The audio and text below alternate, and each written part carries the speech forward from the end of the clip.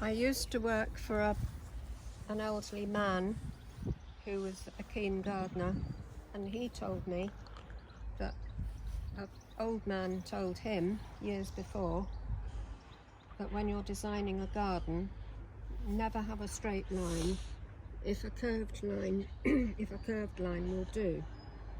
So that's what I've done. I've curved almost all the beds in this garden to make them sort of easier on the eye, rather than just having a straight line. A fairly new plant to me. I think it's a fairly new plant to most people. It's called I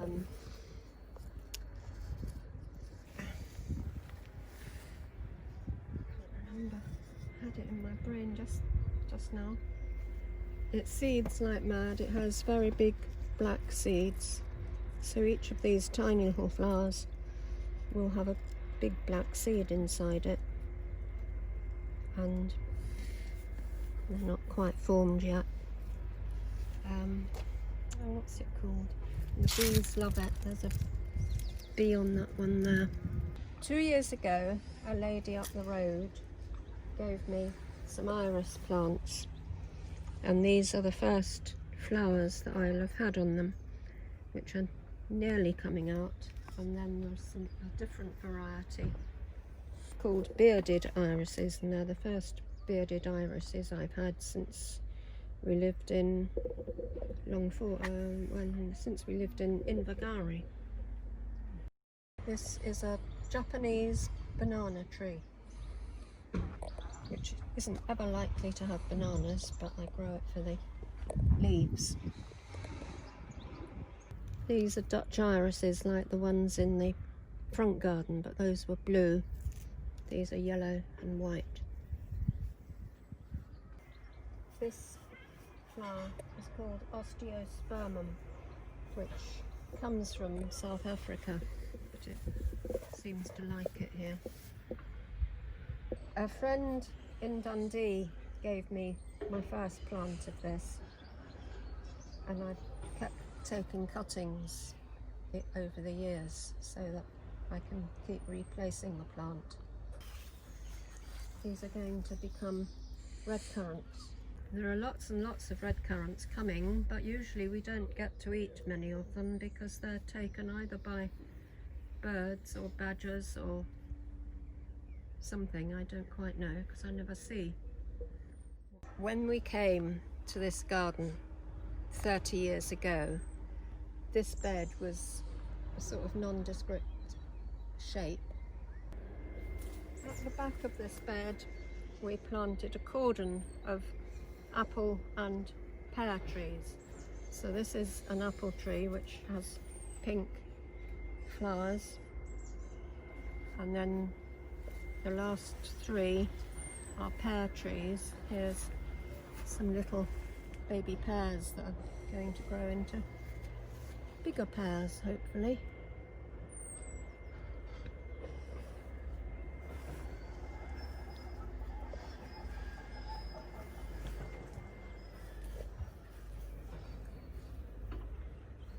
Another azalea. I bought it very cheaply at Morrison's. I buy a lot of plants at Morrison's because they're very cheap, and they almost always do very well. I don't know what it's called, what the variety is called. It's probably just called pink.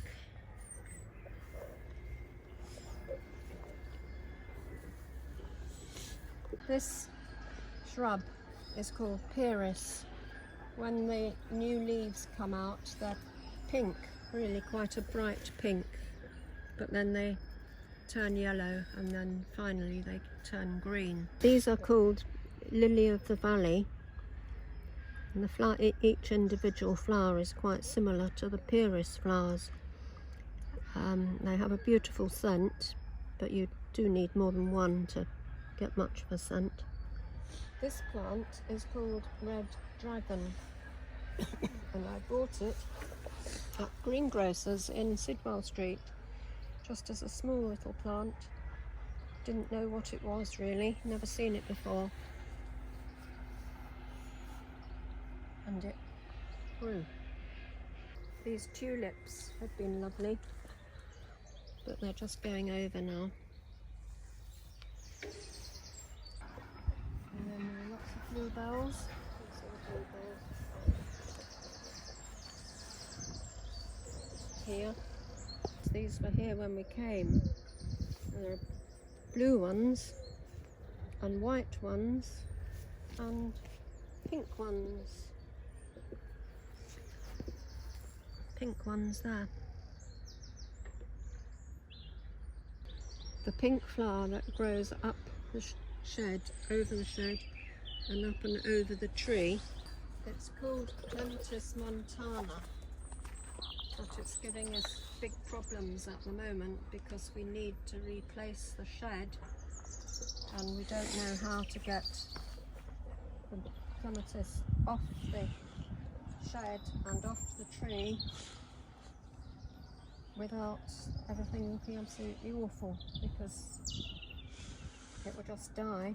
So we have to cut it off here at the roots, and we don't know what to do about it. When we first came, this whole area was concrete, and where these plants were was paving stones, because where the shed is was a garage that was falling down, and this was the drive to the garage, so it was deadly dull, boring, horrible.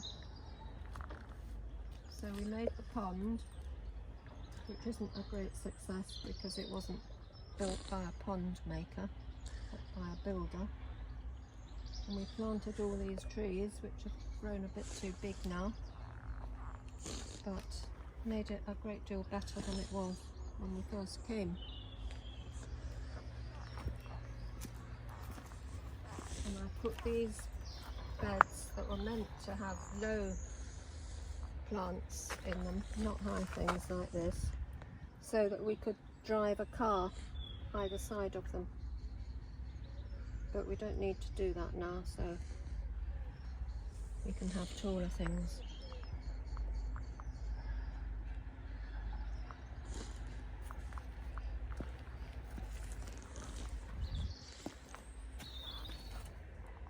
And this is the vegetable garden, which is a bit of a muddle, but not too bad.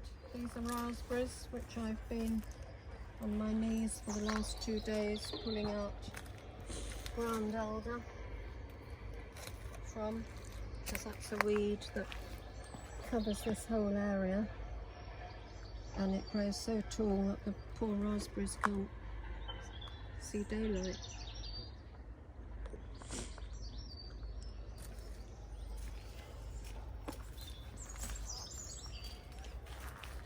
And this is where I will grow runner beans, which I grow in the same place every year, even though you're not meant to, because I've got the supports here that were here when we came. So I put lots of compost in the soil to refresh it each year. And then there are seeds coming up, well, hopefully coming up. A few seeds are coming up with vegetables. This is going to be Swiss chard, and that bed I haven't touched this year yet. It has been covered with cardboard all winter to keep the weeds down. And this amazing plant is Swiss chard, so that's what that little tiny seedling is going to grow into. And you use it like spinach, or you can cook the stems. There's a smaller one.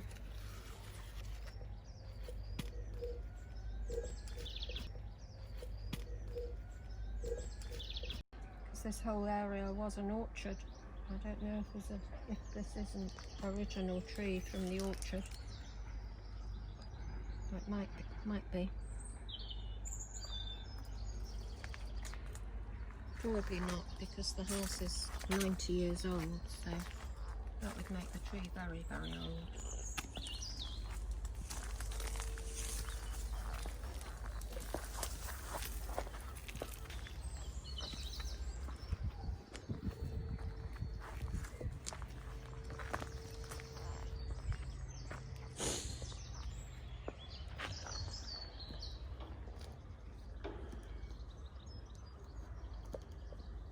And then, if you want to see outside, I also look after the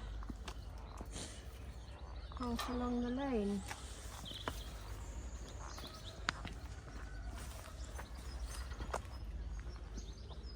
Which I try to make into a sort of, I try to make this bank look like a natural wildflower bank rather than just plain grass.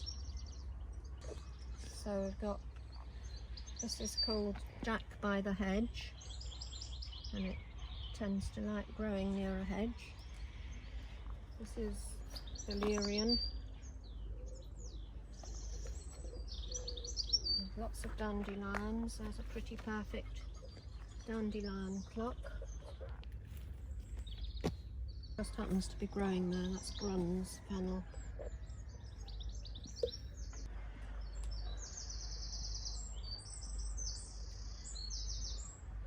This periwinkle, I pinched a tiny little root of it from the university, and it's grown wildly since then.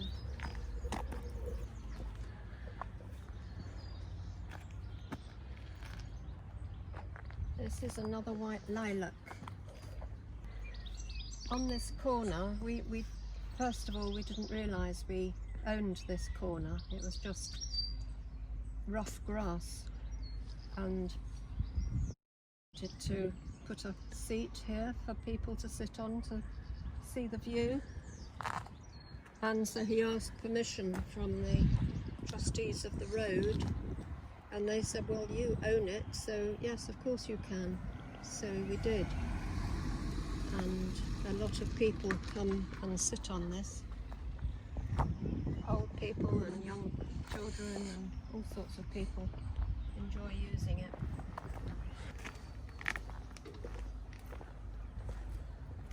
I also planted the primroses over that side. See those from our house, and they like the shade. They wouldn't like to grow on this side because this gets sun.